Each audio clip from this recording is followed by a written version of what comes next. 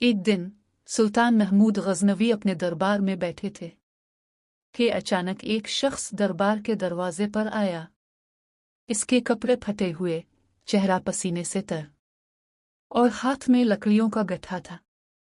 सुल्तान ने पूछा, ए शख्स, कौन हो तुम?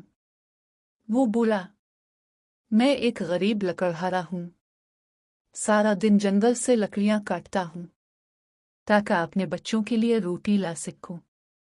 सुल्तान ने कहा, क्या तुम जानते हो तुम जिसके सामने खड़े हो वो कौन है?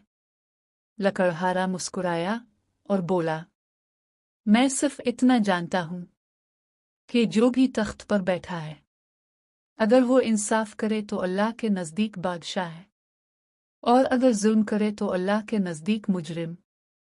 ये सुनकर दरबार में खामोशी छा गई। सुल्तान महमूद की आंखों से आंसू निकल आए। उन्होंने फरमाया, ए लकड़हारे, आज तुमने मुझे वो बात याद दिला दी जो हर हुक्मरान को हमेशा याद रखनी चाहिए कि असल बादशाहत अदल में है, ताकत में नहीं। फिर सुल्तान ने अपने खजांची से कहा, इस लकड़हारे को इनाम दो और उसके घर के खर्च का इंतजाम खुद बैत अलमाल से करो।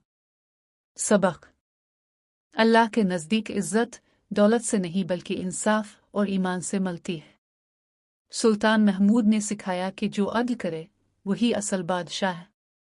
अगर आपको ये वाक़या पसंद आया हो तो लाइक, सब्सक्राइब और शेयर ज़रूर करें ताकि इस्लाम का पैगाम ज़्यादा से ज़्यादा फैले।